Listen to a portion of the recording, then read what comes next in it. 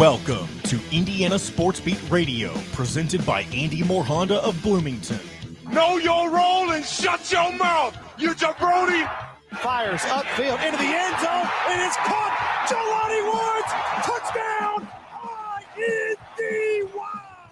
Yes. 43-point night for Tyrese Halliburton. How do you like that, partner?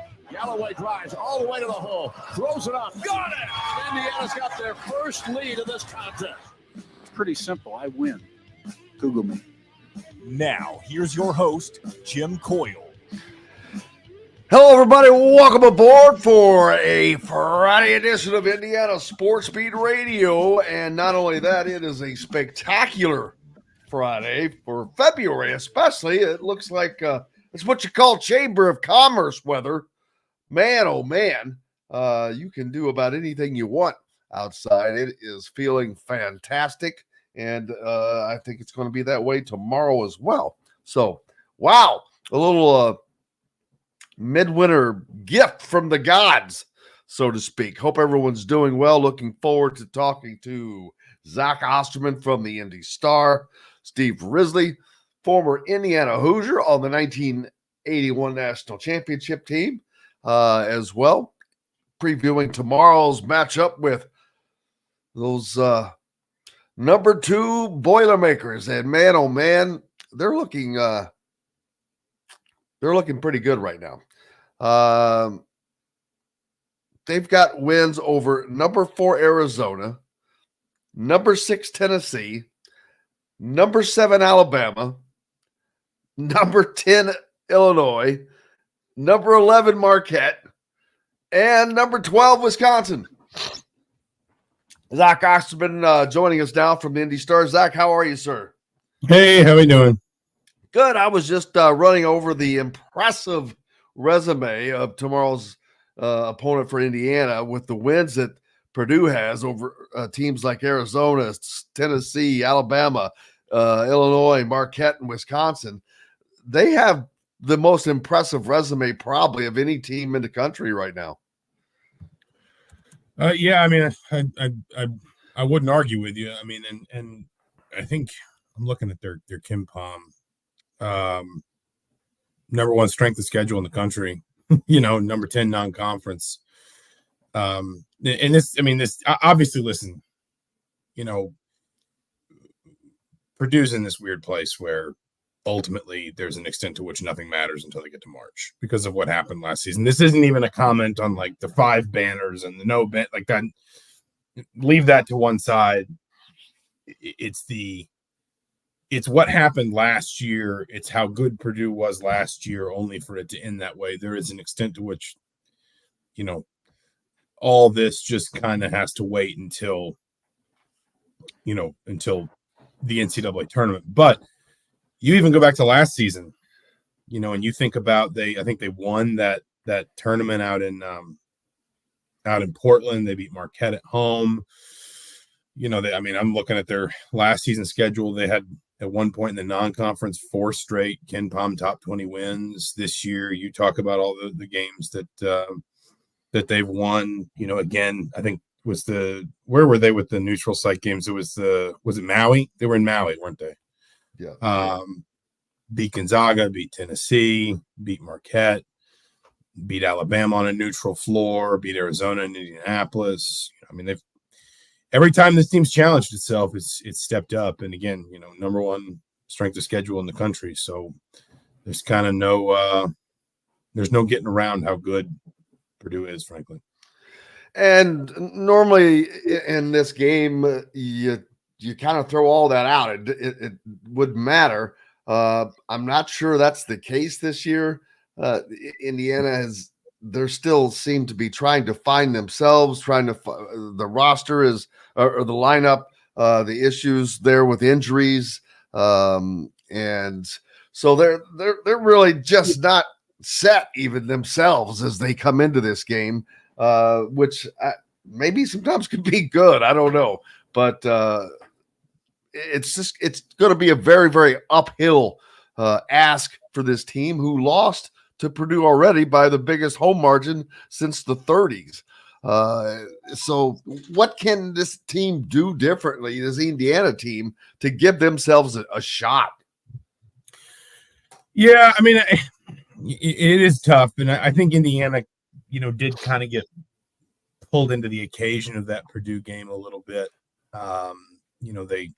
They started the game well and then just kind of collapsed. I think one of the things they really struggled with was last season, and a lot of this was the veteran presence of the likes of Trace Jackson Davis and Race Thompson, but they were so good at kind of isolating Zach Edey within Purdue's offense. And to be fair, I think that was also just a weakness that Purdue had last year that it may not so much this year. I think Lance Jones has been really good for them. Obviously, Fletcher Lawyer is shooting the ball a lot better. I mean, he's shooting 51% in Big Ten play from three. Braden Smith was good last year, but I mean, he's just gone up to a remarkable level as both a shooter and a distributor this season. So I think they're just a better team, frankly. But I think that, if you're talking about what can make Indiana competitive in this game, I think that the first thing is keeping Khalil Ware out of foul trouble. And that was something, again, that Trace Jackson Davis was really good at. Just kind of knowing when to let Zach Edey go, and just sort of, recognizing when he'd lost the battle and when to let Edey just kind of have 2 points and sort of live to fight another day. I actually thought Ware bothered Edey at times in that game. In Bloomington, just because I don't think Edey is used to having people in his face. I don't think he is used to players or defenders that are as that can match his length, that can match kind of his reach and just kind of get in his airspace, frankly. But obviously Ware got in foul trouble, and we don't know if he's going to play tomorrow because of the knee injury he sustained late in the Ohio State game. Sorry, I was losing the thread there for a second. So it's going to be difficult. I mean, you're going to need to shoot well. You're probably going to need Purdue to not shoot particularly well. If anything, I think this Purdue team is probably actually improved in recent weeks. Like when Indiana played them in Bloomington, they were having some turnover issues, some kind of some up and down performances defensively, but they've gotten a lot better in both of those categories lately. They've only had one game with a single game turnover rate higher than 16.7% in the last 6. And if you look at opponents, kind of they had a run there, and some of this was, they were playing Alabama, they were playing Arizona, but they had a run there of games where, Nebraska put up 1.28 points per possession against them, Illinois 1.15, but only 3 times in their last 6 games as an opponent, even averaged 1 point per possession against them. So they've gotten a lot better defensively as well. It really is a very tall task for Indiana. And I think in that way, there's an extent to which I think it just kind of becomes a free hit a little bit. I know it's a rivalry game, so people may not want to hear that, but I think it becomes it becomes one of those games that you just sort of look at and you think to yourself, anything Indiana can get out of this, anything at all will be worthwhile. Yeah, on one side, we're talking about a team who is definitely trying to get a monkey off of its back in several ways. Purdue, a Final Four that has not happened since 1980. They're chasing a national championship that they have never won, and they hear about that because they have been uber successful in the Big Ten Conference, but yet that has not parlayed itself into national play. Indiana is just trying to find itself back to being Indiana, and so there's multiple storylines. And for Indiana, they struggled back, and they beat an Ohio State team that is just not very good, but it seems like it might have given them some confidence. But you mentioned some of the things that's going to make it difficult, whether or not they have Khalil Ware, who is a major part of this team. And if they don't, that has to change how you attack a team like Purdue because they have Zach Edey that nobody else has. This is a whole different attack that you have to plan, and now they've got to do it without, well, possibly if they have to do it without their best or one of, if not their best player. How do you go into that mentally if you're Indiana? I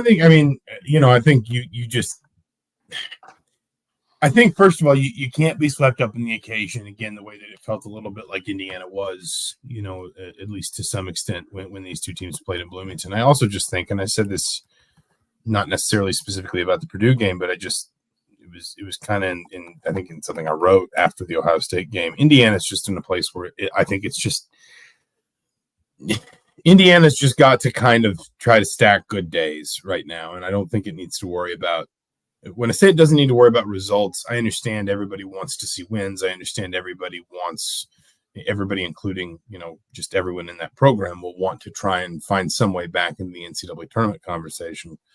But I just think that, frankly, Indiana's in a place where it's just got to get, it's got to get itself, on a track of improvement toward consistency of results. I love the phrase that Anthony Leal used on Tuesday night. He said it was another opportunity to learn about winning. And I think that, if we all kind of accept that Indiana's season kind of is where it is at this point, and we reframe it around basically just asking, how does Indiana get better from here? I think that the idea of just trying to build, more consistent performances, better habits, yada, yada, yada. All that stuff to me is really what matters. And I think that's it's probably gonna be the hardest thing to do when you're playing one of the top 2 or 3 teams in the country. And you are going on the road against a rival, and what that environment's going to be like and all that stuff. But the more you can, if you're Indiana, remove yourself from the occasion of a rivalry game and just focus on, kind of attacking the problem one possession at a time, which is one of those things that, you sort of, that's a cliche, but you literally just saw Indiana do that against Ohio State, down 18 points on the road. They didn't come back into that game because they hit 5 straight threes or something. They had to.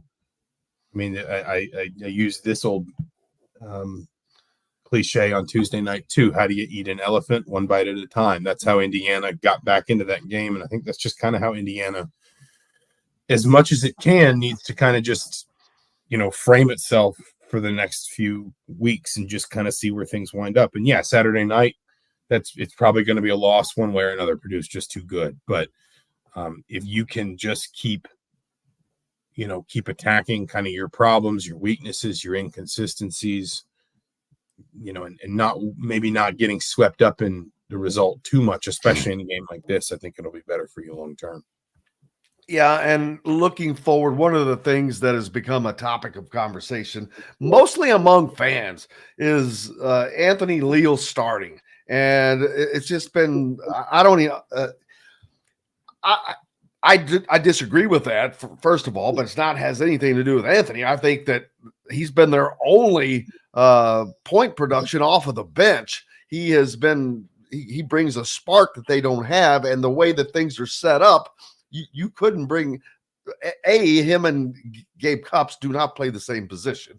And I don't think people are understanding that they need him for that. Although while Gabe has not been very assertive for himself offensively, he has still impacted the offense.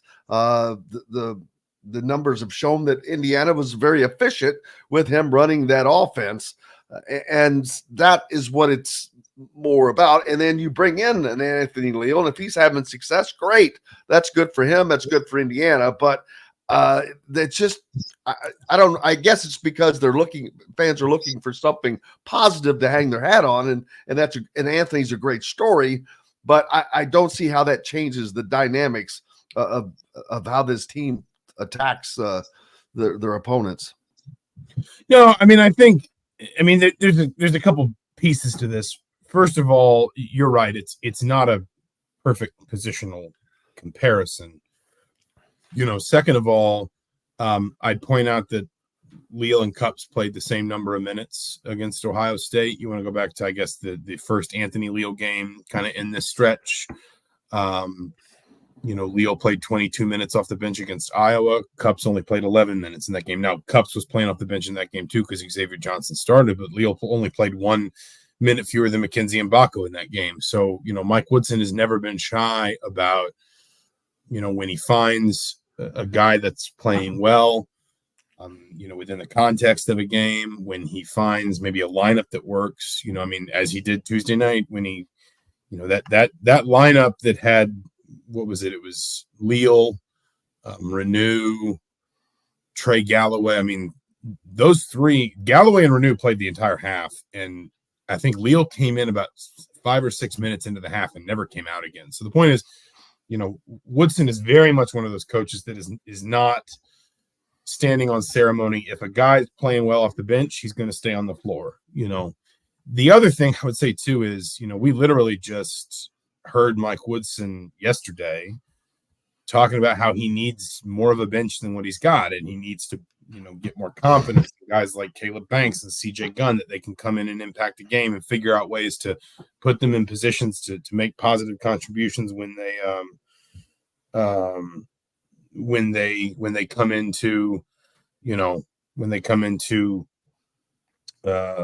whether it's a maybe kind of a planned rotation, like just like the way we see Mike Woodson roll through his rotation kind of once every half, just in the first half to make sure guys stay fresh, or it's, when Indiana needs a change of pace or some impact or whatever. And my point is, if you take every guy that plays well off the bench and you shove him into the starting lineup, then at some point you're weakening your bench too. And, I think Anthony Leal has earned all the minutes he's been getting. He'd played 50 some odd minutes up to the Wisconsin game, up to and including the Wisconsin game this season. And he's played 78 minutes in the last 4 games. So again, it's not like Mike Woodson is shy about putting him on the floor when he feels Leal is giving him good minutes and good possessions and so forth. And I think his role should continue to expand. But number one, Indiana kind of needs some presence off the bench right now. Number two, as you point out, no, Anthony Leal and Gabe Cupps don't really play the same position. And number three, it's not like coming off the bench has stunted Anthony Leal's opportunities lately. Like I said, he played the same number of minutes Tuesday night as Cupps played. He played the same number of minutes Kalel Ware played. Only 6 players played more than 7 minutes in the game, and he was one of them. So it's not like it's shutting down his opportunities. Absolutely. So Indiana takes on Purdue tomorrow night in an 8:00 game. Zach Osterman, I cannot thank you enough as always. Absolutely. Thanks for having me. You bet. Zach Osterman from the Indy Star. Make sure you're giving him a follow. We've got more coming up, including Steve Risley, former national champion from the 81 team. Back with that and much more on Indiana Sports Beat Radio right after this. We'll be right back for more Indiana Sports Beat Radio with Jim Coyle, presented by Andy Moore Honda of Bloomington. In the market. I saw him trying to connect, but I did don't know too. why it was having issues. I was like, well, that's why I'll go. Now that he's there, I'll go ahead and dump. But I'm like, damn.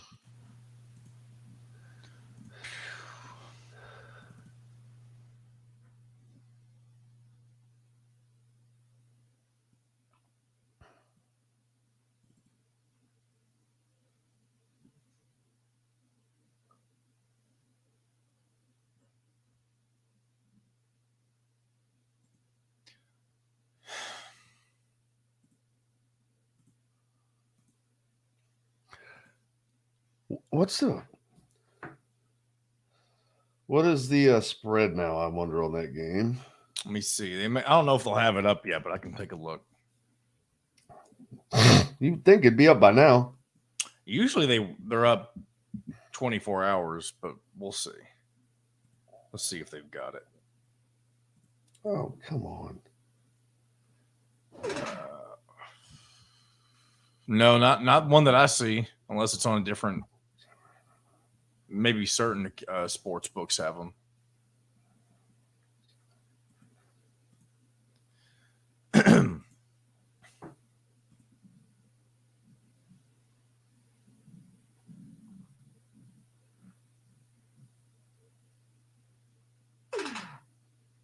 Oh, crap.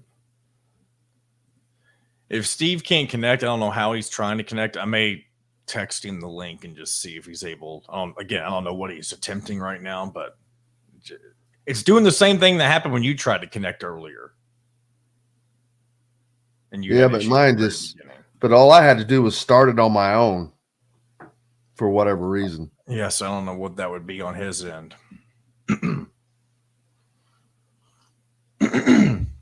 Real quick, so since we're just doing an hour, you'll have to remind, or at the very end, you'll need to just mention that coming up, there'll be who is it? Previous segments with, where'd it go? Hold on. With Tyler Smith, Dylan Sin, and Shannon Griffith are coming up in the second hour.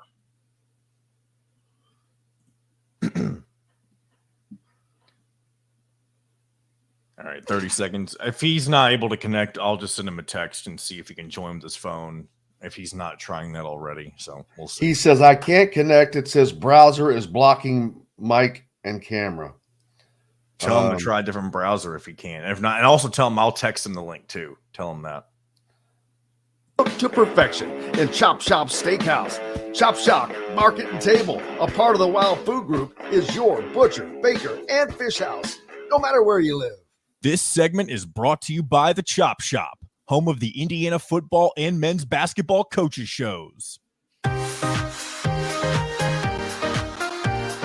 Welcome back to Indiana Sports Beat Radio with Jim Coyle, presented by Andy Moore Honda of Bloomington. Welcome back to Sports Beat Radio on this Friday. I hope you're ready to have a great weekend because the weather is spectacular. Very, very nice outside. It is spring-like. Before I get too deep, I want to make sure I give a shout-out to the Charlie Miller and his family. His son has been battling a deal and has been in the hospital for a while, but he's expected to make a full recovery, and just wanted to make sure that you're sending the thoughts and prayers his way, and I know he would appreciate it greatly. So wanted to make sure that we did that.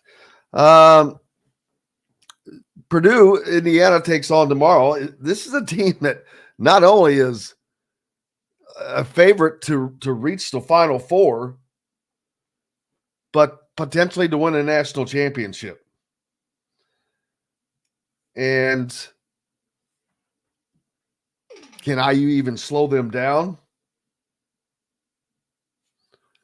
We'll find out tomorrow. But I and this is nothing on IU, but right now I don't think that they have the firepower to do that. Purdue is just loaded. They're pissed off at IU. They want revenge, especially at home. And I don't even know what to say that would give Indiana fans hope for that game tomorrow. So we'll wait till Riz the Grizz gets on, and we'll let him try to do that as we're waiting for him to join us here in just a second. But NBA requires players to play 65 of 82 games to earn all NBA honors, which when you get hurt, it doesn't matter. Right now, Tyrese Halliburton is in that position, and this could cost him $41 million. But it just got me to thinking, and I know it won't happen, but what if NIL was tied to that? That you actually had to perform? What if coaches' contracts were like that, where you actually had to win to get these raises, to get these extensions, to get whatever? And I know that one is usually tied to the other, but it seems like the line for what is considered success to get big raises and extensions has really been lowered. And that has left a lot of programs in paying out a lot of money. It's just become crazy because there is all this money. I just saw yesterday where the SEC is becoming closer to being a $1 billion conference like the Big Ten already is. They have a $1.1 billion TV contract, and that's before they redo the next one. And it's like it's monopoly money. Then, everyone was talking about, Anthony Leo made a comment about playing for the name on the jersey. And then that turned into a discussion. Is that really happening anymore? And then I started to wonder, are these guys on scholarship, or are they just on the payroll, a lot of them? The fans want them to take in where they are and be a part of that and to understand what that meaning is. And I get that it's hard for them to do that because the fans have been fans for years. These guys have just come into whatever program they're coming into. And there's a lot of a difference there that people are that I understand, but it's also, you have to understand when Purdue is looked at as a very successful program right now. They haven't won anything but conference titles. That's great, but they're still successful now. Indiana fans, how many people have grown up with kids through the last 2 decades that because Indiana has not had that success, that you can't, it's kind of hard to maintain building young fans when there's no success, when that success is not there. But yet Indiana maintains one of the most rabid and supportive fan bases in the country. But at some point, if that success has not rejuvenated, that gap is going to catch up. Because if you're not, it's just like a team. If you're not developing your team like a fan base, it starts to affect you.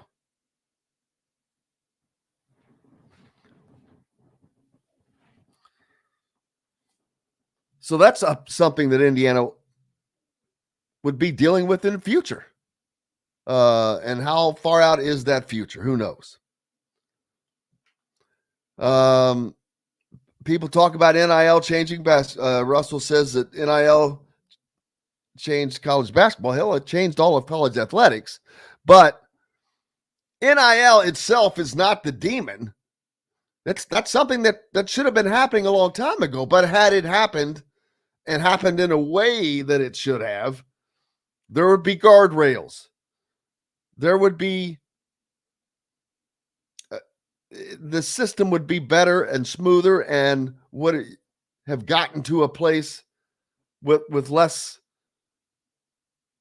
absolute change that what we've looked at. Riz the Grizz, Steve Risley, former national champion, from the Let's get our last break 1981 out of the team. way since we've already wasted some time. Will join us next, and we'll have him throughout the rest of the program. So we're going to go hit a break. Appreciate you being with us. Back with more Indiana Sports Beat Radio right after this. We'll be right back for more Indiana Sports Beat Radio with Jim Coyle, presented by Andy Moore Honda of Bloomington. If you're looking for a There we go. Good stuff. Welcome, Riz. You got them? Yes, sir. I don't. How do I get it on my computer? Where do I go? So if you had what browser are you using? Jim was saying you had a browser issue. Chrome. I don't use Chrome anymore. I used to with this. I do. Maybe yours is fine, but I use Microsoft Edge and I have zero problems with it. Yeah. Well, I've got a Mac. I'm on a Mac Pro. But it's always That's odd. I was on a Zoom call yesterday, and we use a different one on the Grueling Truth, and it works fine. This one says browser has blocked your mic and camera. Yeah, the one thing I could think of is maybe there's a way in your settings to allow Google Chrome to enable your microphone and camera. Where do I go? Do I hit the Apple? I would. So I don't have a Mac, but wherever your settings are for your computer, there's. Okay, do I go down to privacy and security, or I would try to find where you can click on the Chrome app settings in your. Again, I'm not super familiar with the Mac, so I don't. Anything Chrome or Google Chrome is a problem. Yeah, maybe if I had a Mac, I'd be able to help you probably a little easier. And I got camera, contacts, location services, photos, Bluetooth, microphone. Click on microphone and allow the applications below to access your microphone. It just says Google Chrome. Let me try. Google Chrome will not have access to your microphone until it is quit. Huh. Either way, honestly, you sound really good on the phone right now, so we can definitely use this for today. Okay. I've been on for about 10 minutes. One thing could you turn your phone sideways so we can at least have the full screen? Yeah, my wife's gonna shoot me.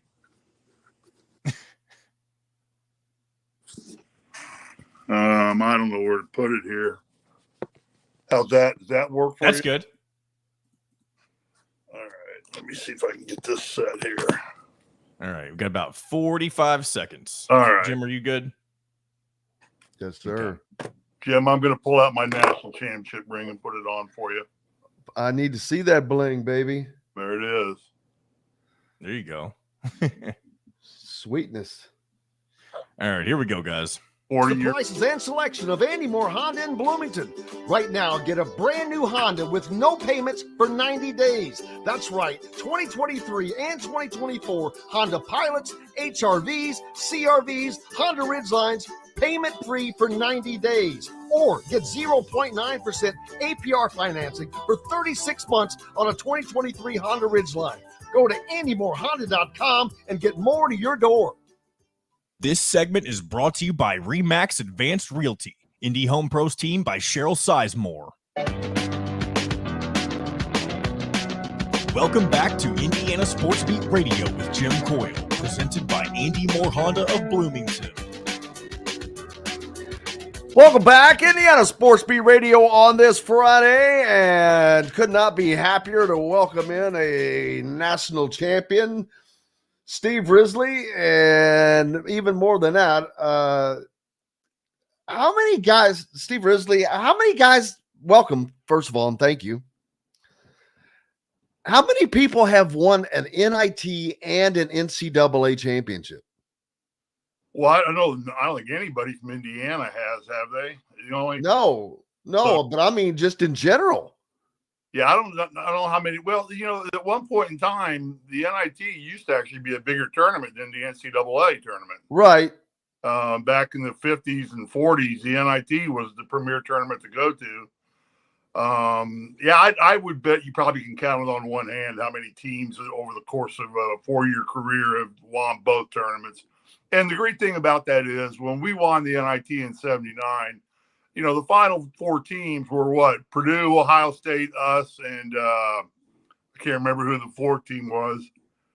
But they were all great basketball teams. That's when the NCAA only took 48 teams, and a lot of great teams got kicked out, and didn't get to play in that big dance. And so we all went to the NIT and played, and it was a whole different tournament back then than it is now.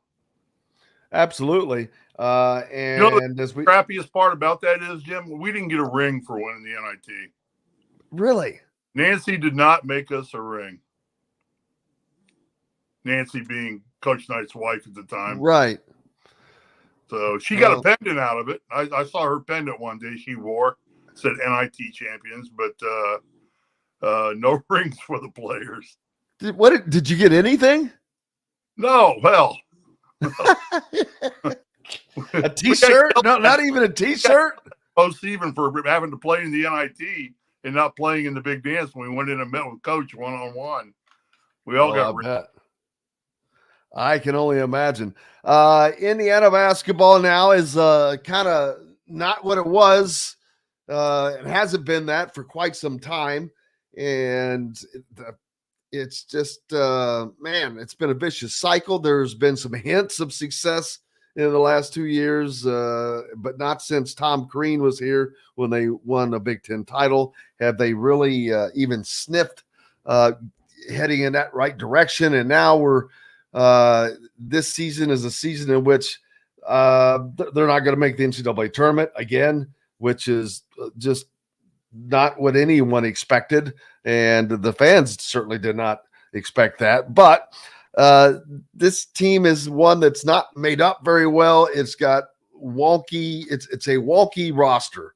And they take on a Purdue team tomorrow, first of all, that is the opposite, that is put together as a team perfectly, and that complements each other.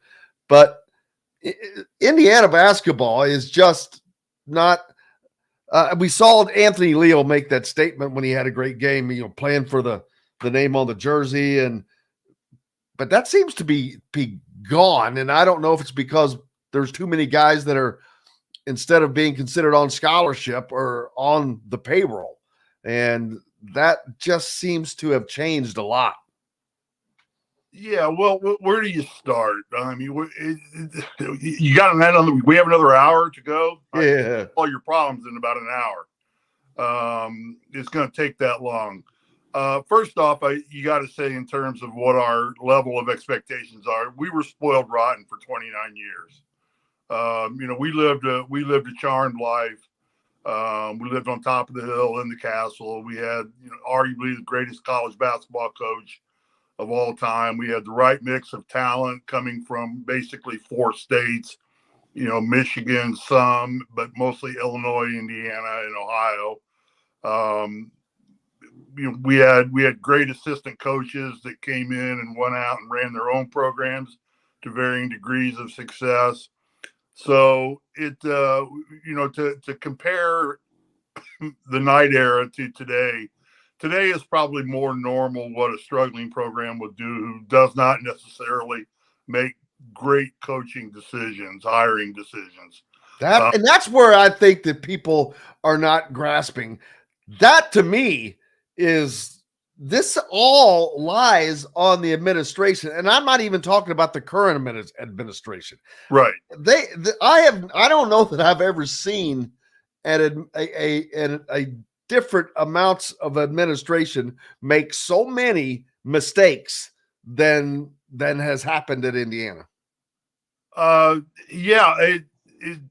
They don't seem to be a good fit. The current situation now, and it's very hard for me, because you have to understand, I'm very good friends with Mike. I mean, Mike and I and Wayne Radford all went to grade school together. Wow, now that's going back. Grade 7, Indianapolis Public School, number 11.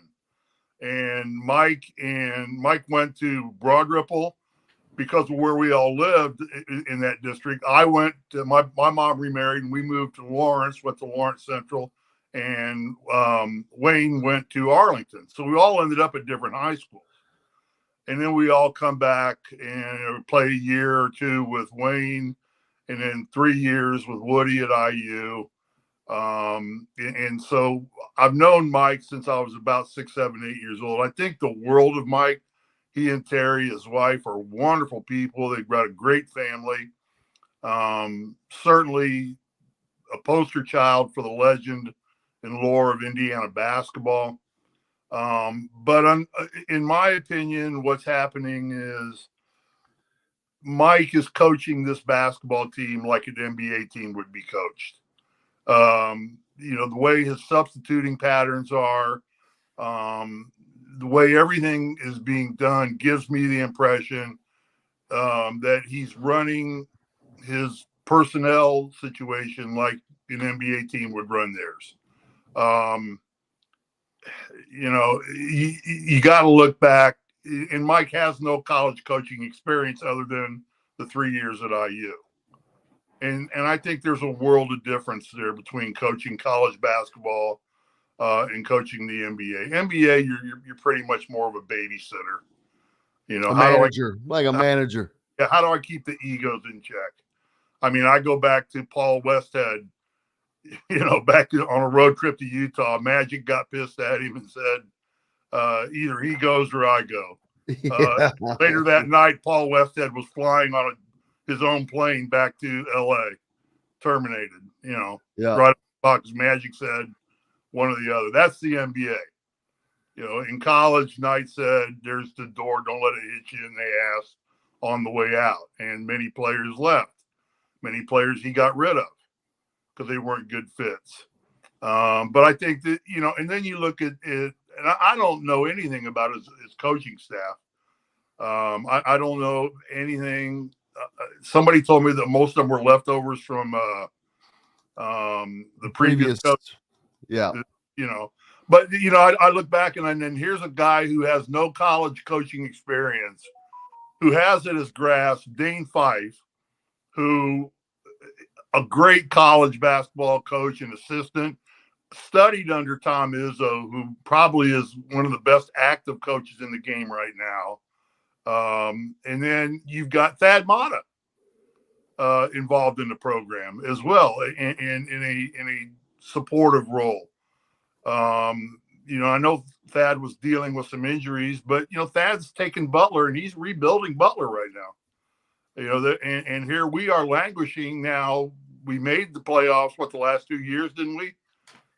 They had to work their way in the first year. It does not appear now that we're even going to make it. Oh no. I don't know. You look back in hindsight, it's always 2020. Hanging on to Dane and hanging on to Thad would probably have been very good for the program. But other than that, these kids that they played today, I don't think they understand what those letters, Indiana means on the front of their uniform. I don't think they understand the tradition.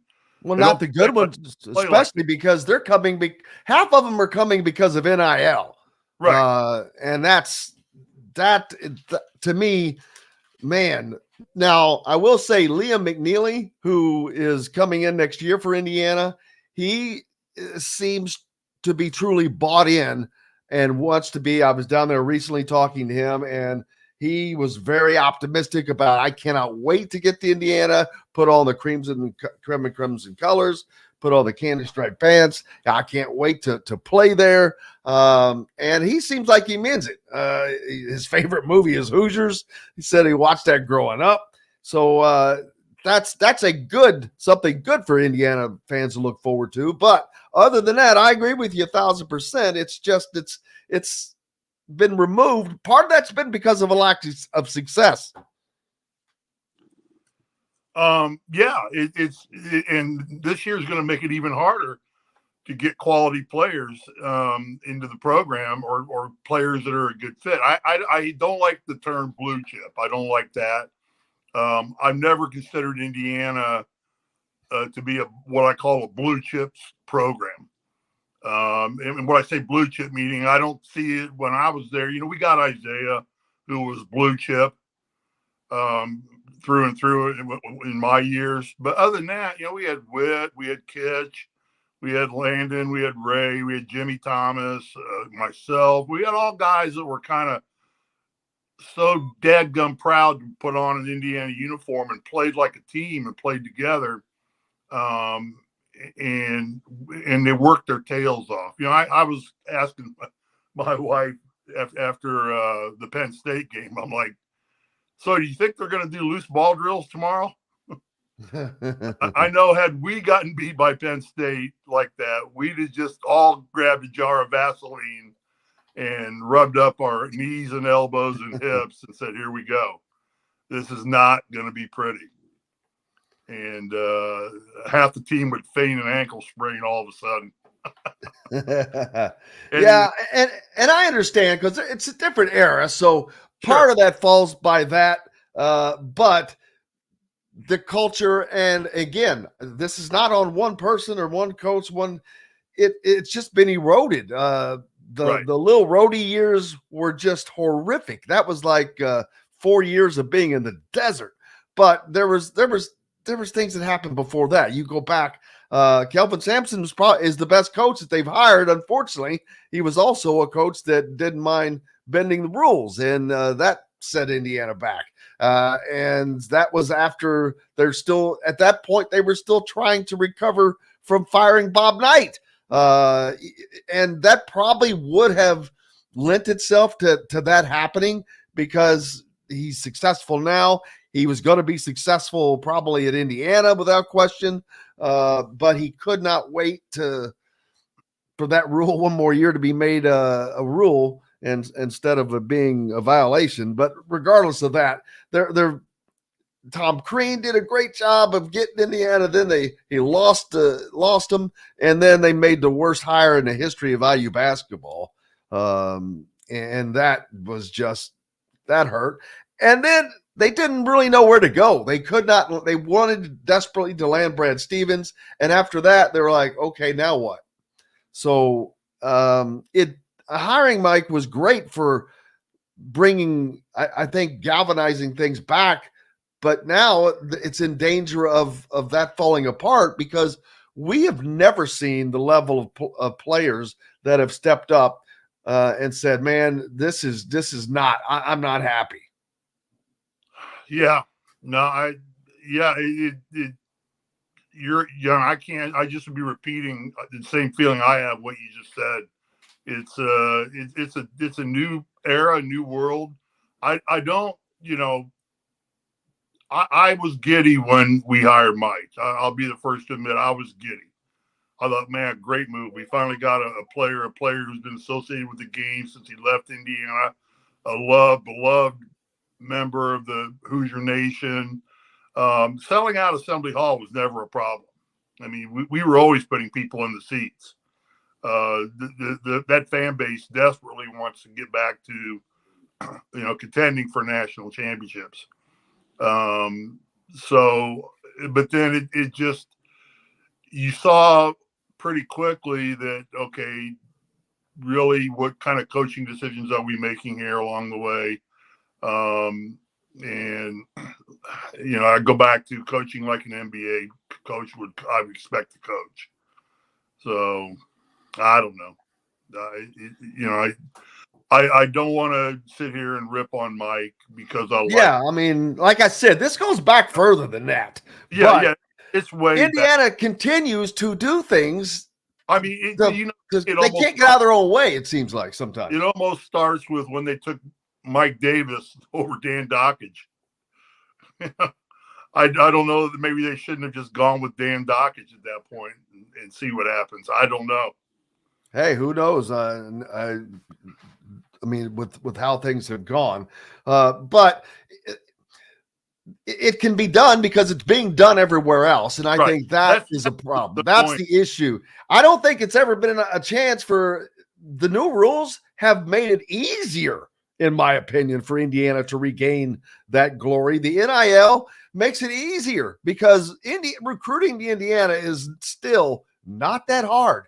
Whether or not people want to, outside of the Indiana fans, want to believe it or not, it's still a major program. But is nil money attracting the kind of player we wanted in Indiana? Well, it's not the type Still of player, money. but as far overall as a roster, it's how the rosters are being put together, though, as well. Yeah. I mean, Xavier Johnson's a great example. He better try to push for a 7th year, because I don't think he's ever going to make as much money outside of playing for IU he's making on the NIL program right now.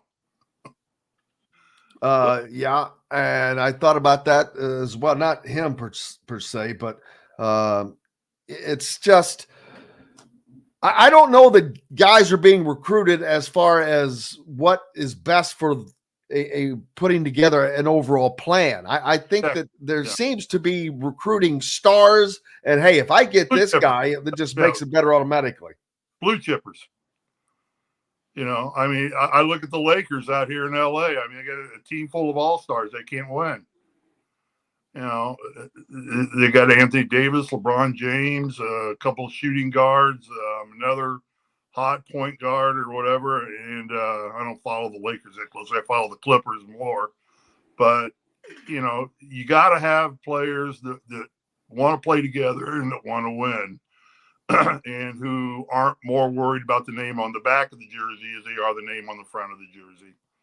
And I think that's just what the NIL program is doing to a lot of coaches. And unfortunately, it hits Mike because Mike doesn't have the experience a lot of more senior coaches do of how to handle that type of player in a college setting.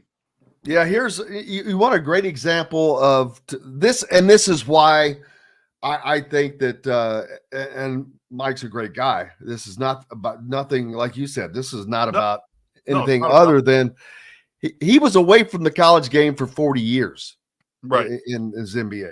But I look at someone like Nate Oates, who came from Buffalo, and Alabama hired him, and Alabama had instant success. Last year, Alabama lost 8 of its top 10 players. Their entire coaching staff, minus the head coach, because all 3 landed head coaching jobs. You had guys transfer. Let's see, Brandon Miller, Noah Clowney, and Charles Bedecker. Those guys all went to the NBA. You had Javon Quitterly, who went to Memphis. Jaden Bradley went to Arizona, and Mary Burnett, who went to Michigan. And right now, what is Alabama doing? They're just leading the SEC conference. Yeah. So that is the biggest indictment to me of the fact that the program is just not going in the right direction. And the sad part is I mean, I watch more IU basketball now than I ever did. When I got it out, I'm like, I'm tired of this. I want to do something else. But the Big Ten is pathetically weak this year. Yeah. There is one decent team, and that's Purdue. They should make a run, but historically Purdue usually craps on themselves in the tournament. They find a way to do that. I hope it doesn't happen this year. I'd like to see Purdue hang a banner. What the heck? I don't care. But boy, that's going to ring tough in the ears of the Indiana fans. I root for Purdue all but 3 games a year. The 2 times we play them in the regular season, and then the championship game of the Big Ten tournament. Other than that, I'm a Purdue fan. I mean, Triple X Burgers up there, spectacular.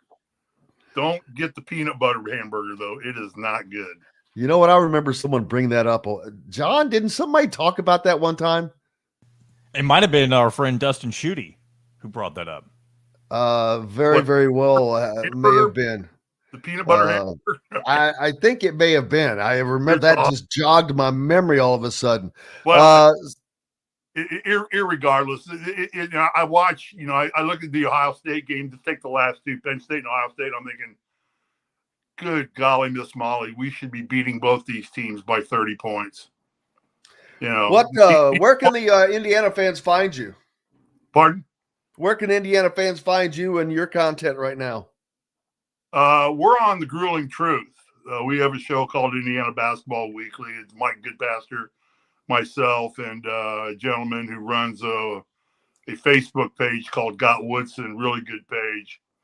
And we get together and chat it up. We're a little more loose, but then we're not regulated by advertisers either. So there you go. Robert did on the Triple X burgers. Love those greasy burgers. I wish I had one right now. Steve, I hate to cut her short, but we've got to take the break, and man, we'll just have to do this again sooner rather than later. No problem. Enjoy it. Good luck. Good luck Saturday against Purdue. We'll see what happens. Wish that to the fans. I'm just out here reporting the action, baby. There you go. Thanks for having me. Man, it is always a pleasure, and we've got to do this again. I'm going surfing. That's right. Oh, see, that's for no other reason. We've got to do this again soon. Steve said he wants to learn how to surf, and I'm like, and he's serious. He's not kidding. We got some gnarly waves out here after the storms out here now, man. We got some 10, 12 footers out here. So it's crazy. I cannot wait. Hey, it's been a great to see you again, sir. Great talking to you, and we really appreciate it. And that's going to wrap it up for us today. But coming up in the next hour, don't forget, you'll hear from Tyler Smith, in addition to a couple of others. John, I already forgot. Dylan and Shannon Griffith from earlier in the week. We go. Got it on. All right, guys. Cannot thank you enough. Until the next time, I'm Jim Coyle. I will see you on the radio.